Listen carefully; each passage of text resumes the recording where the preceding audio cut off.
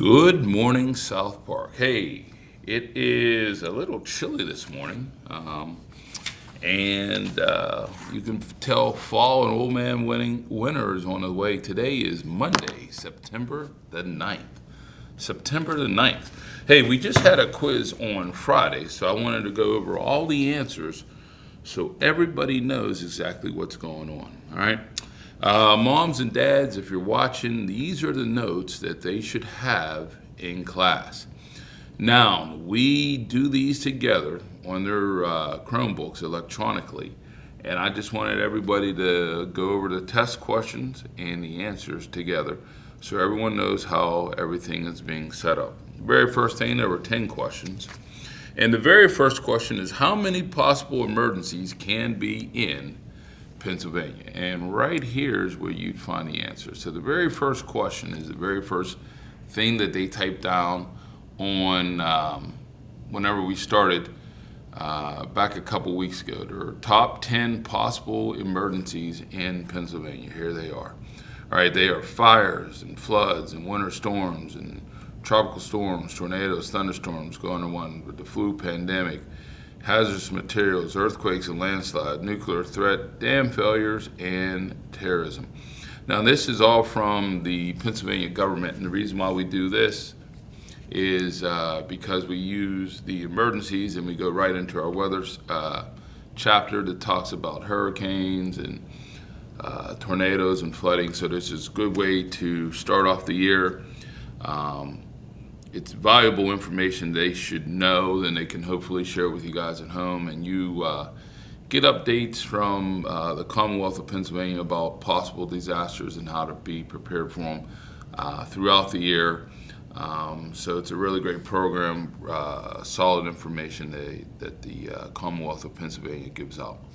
All right, number 2, it's blank can happen very quickly. And if we come down here, and it is flash floods can happen very quickly. So just so that everybody understands at home, moms and dads, I accepted either the answer flash floods or if they just had the word flood. So either flash floods or floods can happen very, very quickly.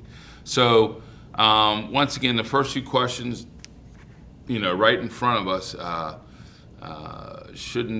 there's no trickery to this. This is just straightforward information that they should know. All right.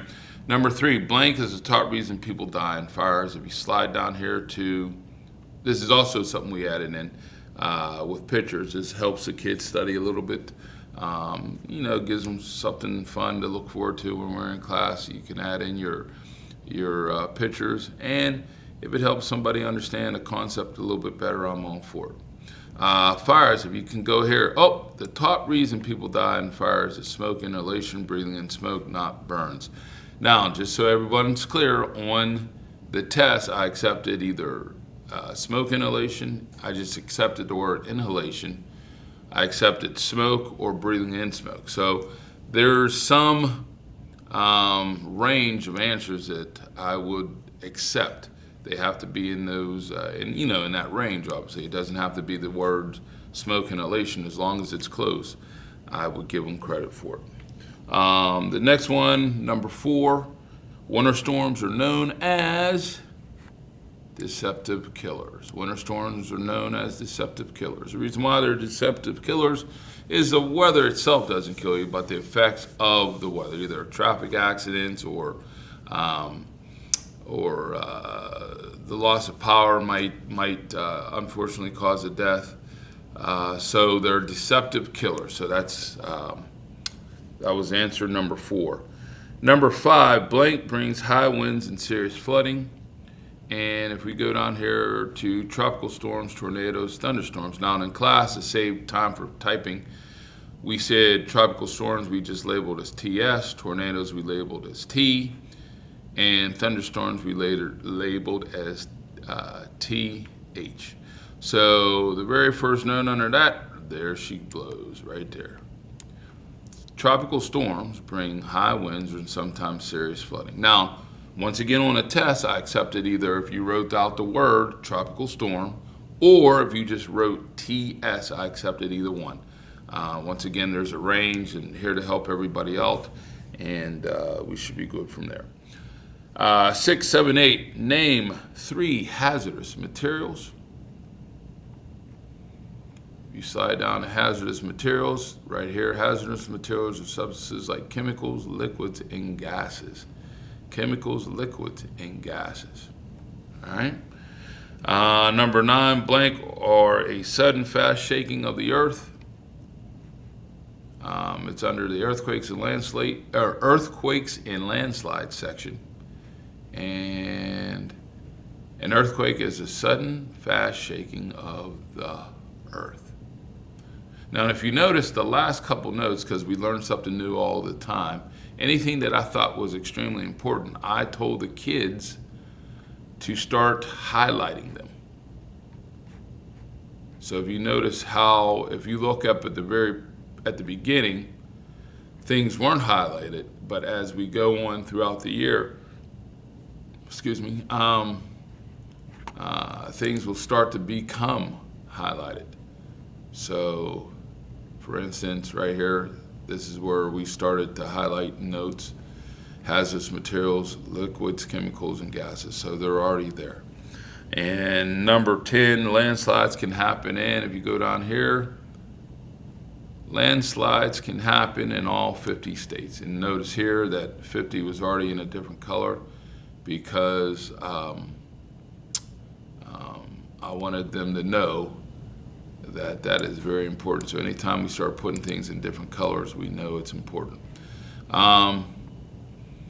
Reach out to me if you need me. I'm here, 412-655-3111, extension 3105. I'm here. I'm updating this video. Today we'll be working on our next section of notes, which will be discussing terrorism, dam failures, and hang on, let me just make sure So today we have nuclear threats, dam failures, and terrorism. Nuclear threats from nuclear power plants, especially if you go up around the airport, around shipping's port, up in that area. The Commonwealth of Pennsylvania has information that deals with problems with their nuclear power plants, dam failures. I think in the state of Pennsylvania we have close to 800 dams, so we have to be alert of that. Obviously, you can think of the Johnstown flood, and unfortunately, terrorism is something that we have to be prepared for. Once again, this information is from the Commonwealth of Pennsylvania. The kids have it bookmarked in their computers. And if you want to see it, Mom and Dad, if you just go to Ready PA,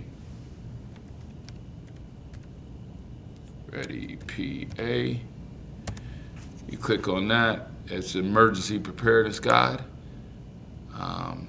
Hopefully I have paper copies for all parents for open house. If you go to Ready PA, and this is where you have 2 versions of the English print. I actually use the large print. I'm getting old, Mom and Dad. So here's the information that we use. And for instance, very first note, 10 possible emergencies, we went through them. And when we're in class, I'll go, okay, everybody, and I'll read it out loud or have the kids read something out loud.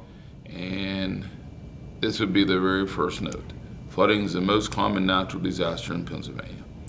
And just so everyone can see it in class, I blow it up. Actually, I blow it up so I can make sure I can see it. And that's what all the kids need to know how, or what to type and write down. So if you come over here, if we go down here to fires, for instance,